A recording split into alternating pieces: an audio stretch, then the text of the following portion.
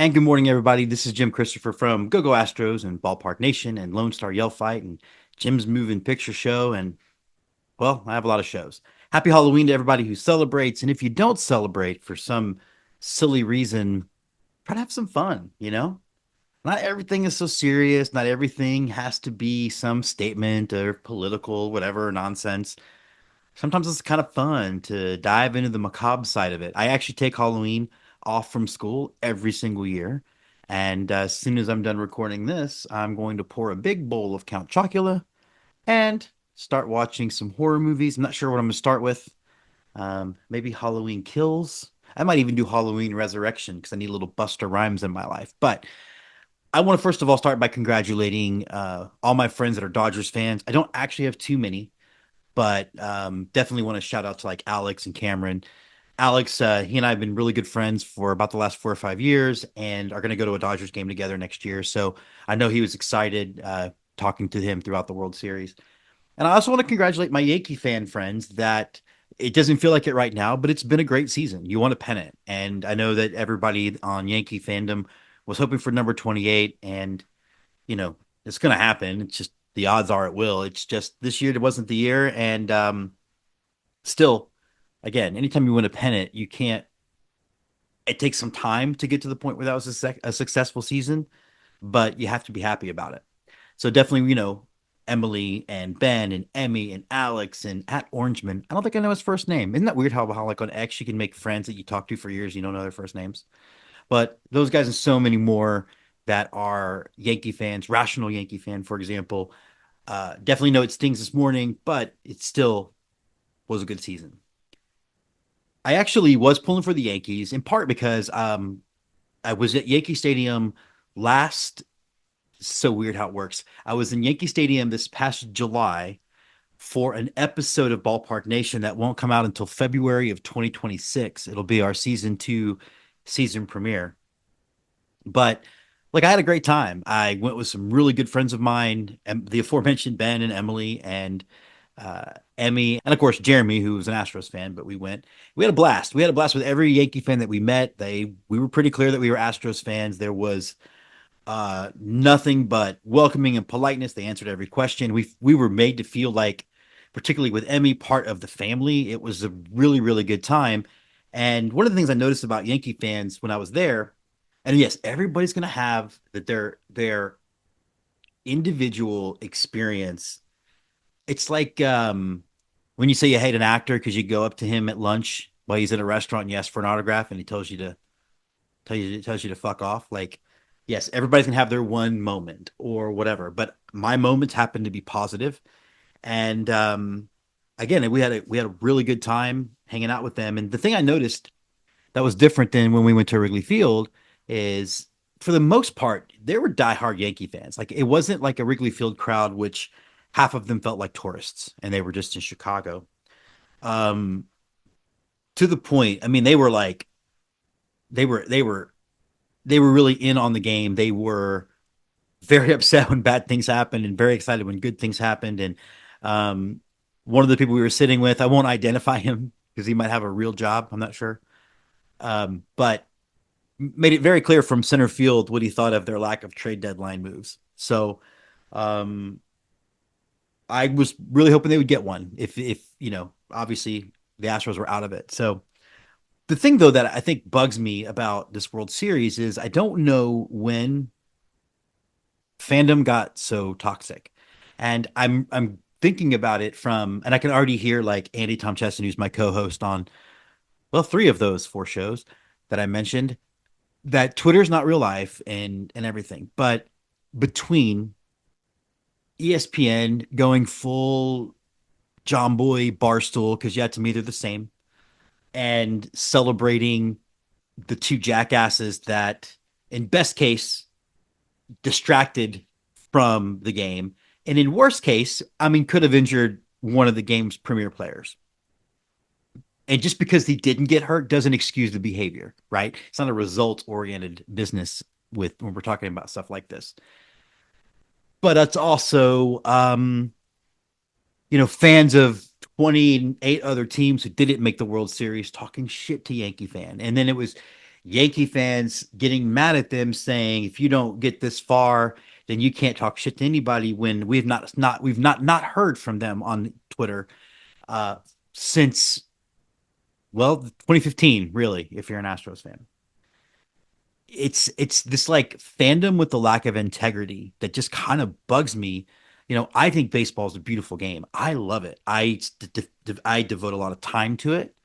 I not just my own team, but I travel the country. I had a very successful podcast, and now I'm creating what I hope will be a successful reality travel show because I love that game so much. I put a lot of my time, a lot of my um, own assets into making this thing happen. But it was disappointing to watch how how segregated and tribalized the fandom has become. And I guess it shouldn't be a surprise from where we are politically, which thank God the election's like from 5 days. I guess it's in 5 days, and then we have like weeks of court cases because that's what we do now. But it just was it was really disappointing to see that. And to have, for example, people saying, well, the Yankee pennant wasn't legit because they didn't have the toughest competition. Well, the toughest competition got swept in 2 games against Minnesota. So what does that say? Not Minnesota, Detroit, excuse me. Um, that's how it works. You play who's in front of you and you win.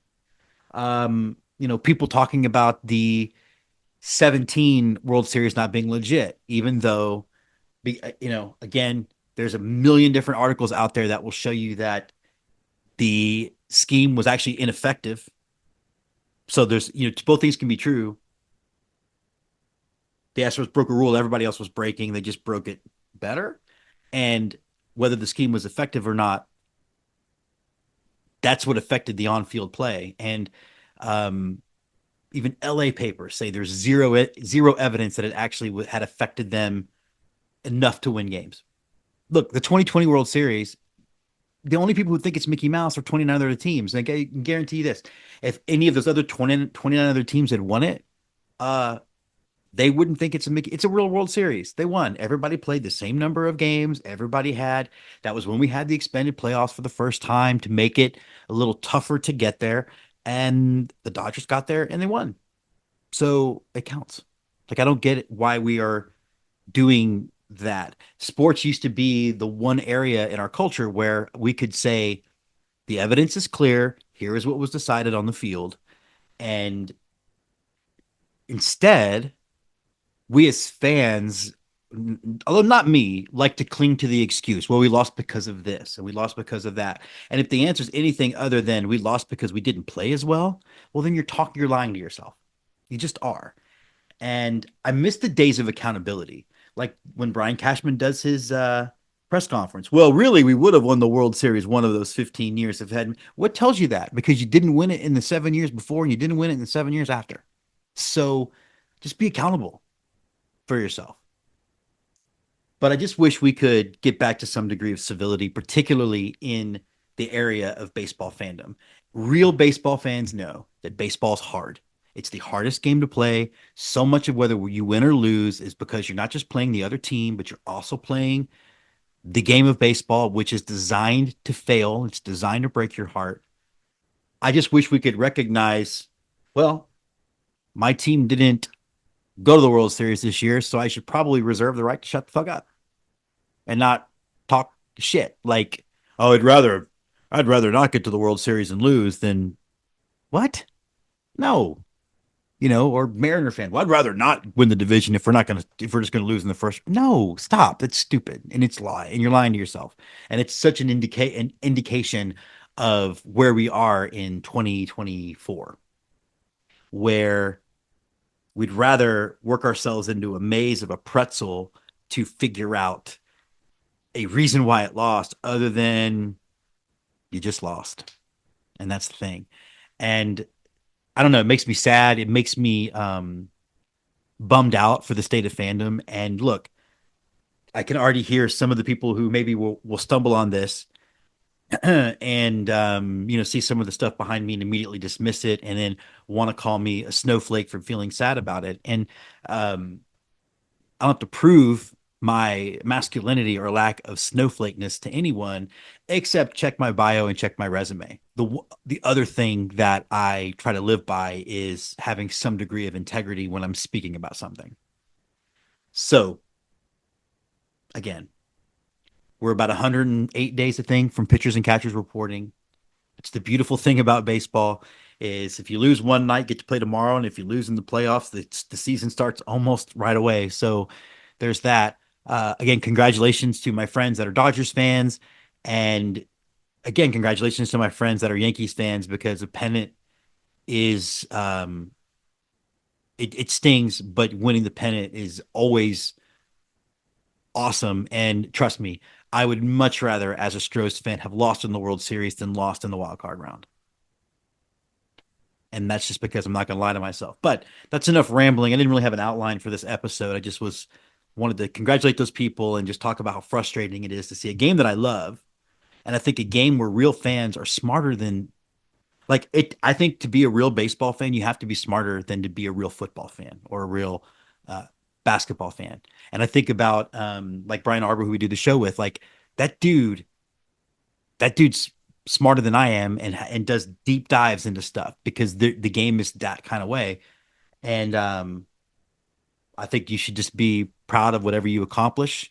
I don't think you should look at a season as a failure if you win a division or make the wild card or make the LCS and lose or make the World Series and lose. It's just varying degrees of success. You didn't have the most success, but you certainly didn't have the least success. So again, Go Astros will start back up next week when we'll start talking again about some of the hot stove stuff.